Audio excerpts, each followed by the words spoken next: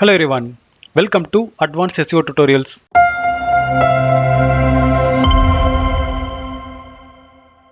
இந்த வீடியோவில் நம்ம URL structure optimization அப்படின்னா என்ன, இதை பண்ணுறதுனால எந்த மாதிரியான SEO benefits எல்லாம் நம்மளுடைய வெப்சைட்டுக்கு கிடைக்கும் அப்படின்றத பற்றி நம்ம டீட்டெயிலாக பார்க்க போகிறோம்.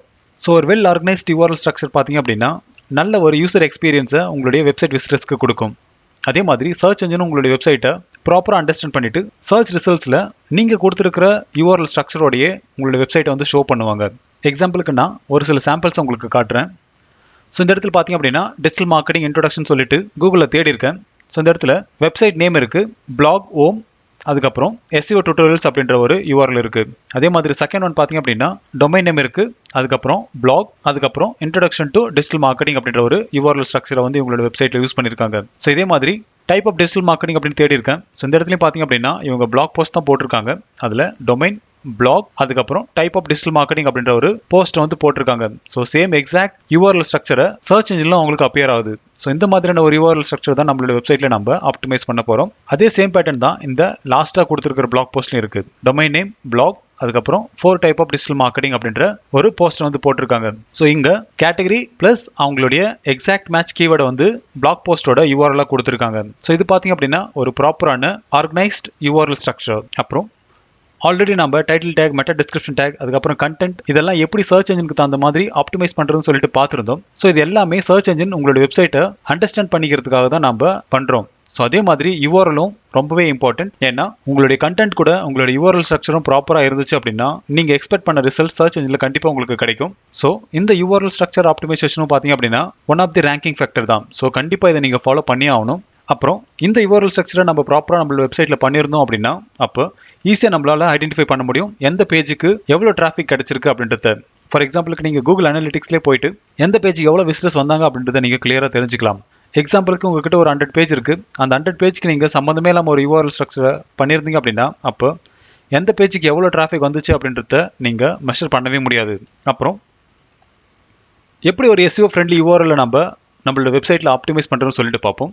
ஃபர்ஸ்ட் ஒன் பார்த்தீங்க அப்படின்னா எக்ஸாக்ட் கீவேர்டை உங்களுடைய URL நீங்கள் வைக்கணும்.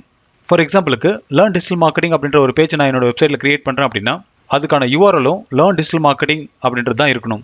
என்னோட வெப்சைட்டில் நான் பண்ணியிருக்கிற ஆப்டிமைசேஷன் கூட இந்த URL ஆப்டிமைசேஷனும் பண்ணும்போது ஒரு பெட்டரான ரேங்கிங் என்னோட பேஜஸ்க்கு கிடைக்கும். அடுத்து லோவர் கேஸ் லெட்டர்ஸை வந்து உங்களுடைய URLஸில் யூஸ் பண்ணுங்க. இந்த URL ஸ்ட்ரக்சர் பார்த்தீங்க அப்படின்னா கேஸ் சென்சிட்டிவ் தான்.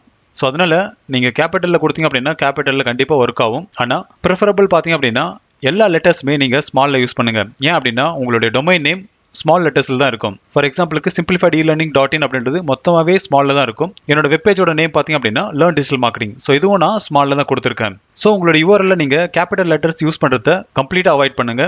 அடுத்து top content in top folder. So இது பார்த்தீங்க அப்படின்னா சப் டைரக்டரியை பாயிண்ட் பண்ணுது. ஸோ இந்த இடத்துல நீங்கள் உங்களுடைய டொமைன் ஸ்லாஷ் உங்களுடைய பிரைமரி கீவேர்டோட உங்களுடைய வெப்பேஜோட நேம் இருந்துச்சு அப்படின்னா அது நல்ல ஒரு ரிசல்ட்ஸ் உங்களுக்கு கொடுக்கும். இன்கேஸ் நீங்கள் ஆர்கனைஸ்டாக வைக்கணும் அப்படின்றதுக்காக கேட்டகரி யூஸ் பண்ணியிருக்கீங்க அப்படின்னா அதை யூஸ் பண்ணலாம். ஆனால் அந்த கேட்டகரியோட நேம் பார்த்தீங்க அப்படின்னா ஒரு கீவேர்டாக இருக்கிற மாதிரி பார்த்துக்காங்க. ஃபார் எக்ஸாம்பிளுக்கு Simplified e-learning.in /digital marketing அப்படின்ற ஒரு கேட்டகரி, அதுக்குள்ள இன்ட்ரோடக்ஷன் டு SEO அப்படின்றத நான் கொடுத்தேன் அப்படின்னா அது ஒரு ப்ராப்பரான URL-ஆக இருக்கும். ஸோ இந்த மாதிரி கொடுக்கும்போது உங்களுடைய URL-க்கான அத்தாரிட்டி நிறையவே இருக்கும். இன்கேஸ் நீங்கள் ரேண்டமாக கேட்டகரி, சப் கேட்டகரி, அதுக்கப்புறம் டார்கெட் கீவேர்ட் இந்த மாதிரி நீங்கள் உங்களுடைய URL லென்த்தியாக பண்ணிட்டீங்க அப்படின்னா அப்போ அதுக்கான அத்தாரிட்டி ரொம்ப கம்மியாக தான் இருக்கும். ஸோ மேக்ஸிமம் உங்களுடைய URL ஷார்ட்டாக இருக்கிற மாதிரி பார்த்துக்காங்க. அடுத்து ஐஃபன் யூஸ் பண்ணுங்க, அண்டர்ஸ்கோர் வந்து யூஸ் பண்ணாதீங்க. உங்களோட கீவேர்ட் மல்டிபிள் வேர்டில் இருக்குது அப்படின்னா அதை டிவைட் பண்ண நீங்கள் ஐஃபன் யூஸ் பண்ணுங்க, அண்டர்ஸ்கோர் கண்டிப்பாக யூஸ் பண்ணாதீங்க. அடுத்து URL must be readable and static. So search என்ஜினில் வர்ற சர்ச் ரிசல்ட்ஸை ஒரு யூசர் கிளிக் பண்ணுறதுக்கு முன்னாடி கண்டிப்பாக எந்த டொமைன்லேருந்து அந்த ரிசல்ட்ஸ் வந்திருக்கு அப்படின்றத பார்ப்பாங்க. அங்கே மேக்ஸிமம் 50 to 60 கேரக்டர்ஸ் வரைக்கும் தான் அந்த டொமைன் URLs வந்து சர்ச் என்ஜின் வந்து ஷோ பண்ணுவாங்க. ஸோ அந்த மாதிரி வைக்கணும் அப்படின்னா உங்களுடைய டொமைன் ப்ளஸ் உங்கள் பேஜோட URL ஷார்ட்டாக இருக்கணும். ஸோ மேக்ஸிமம் ஒரு 60 கேரக்டர்ஸ்குள்ளவே உங்களுடைய டொமைன் ப்ளஸ் உங்களுடைய URL இருக்கும்போது உங்களுடைய URL எந்த ஒரு கட்டும் ஆகாமல் ஃபுல்லாக ஷோ பண்ணுவாங்க.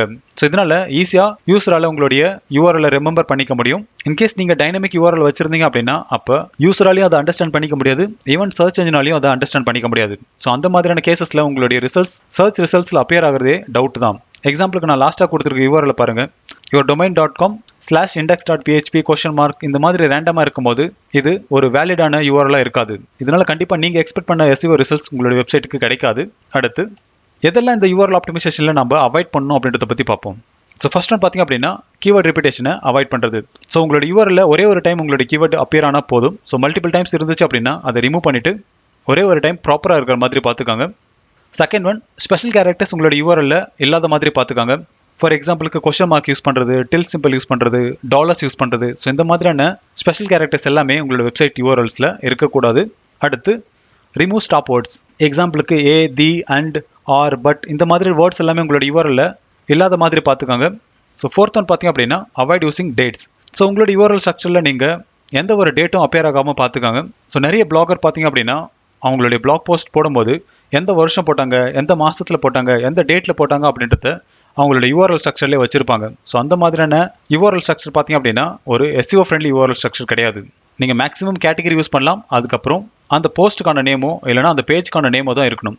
ஸோ இந்த மாதிரி இருந்துச்சு அப்படின்னா அது ஒரு ப்ராப்பரான ஆர்கனைஸ்டு URL ஸ்ட்ரக்சராக இருக்கும். ஸோ இதை நம்ம ப்ராப்பராக ஃபாலோ பண்ணோம் அப்படின்னா சர்ச் இன்ஜினில் நம்மளோட வெப் பேஜஸ்க்கான ரிசல்ட்ஸ் பெட்டராக இருக்கும். ஸோ இப்போ உங்களுக்கு இந்த URL ஸ்ட்ரக்சர் ஆப்டிமைசேஷன் அப்படின்னா என்னன்னு சொல்லிட்டு புரிஞ்சிருக்கும். இன்கேஸ் இதில் ஏதாச்சும் டவுட் இருந்துச்சு அப்படின்னா கமெண்ட் செக்ஷனில் கமெண்ட் பண்ணுங்கள். அதுக்கான சொல்யூஷன் கண்டிப்பாக நான் உங்களுக்கு தரேன். இன்னும் நீங்கள் என்னோட சேனலை சப்ஸ்கிரைப் பண்ணல அப்படின்னா சப்ஸ்கிரைப் பண்ணிக்காங்க. அப்போ தான் அடுத்த போகிற வீடியோஸ் எல்லாமே உங்களுக்கு சீக்கிரமாக ரீச் ஆகும்.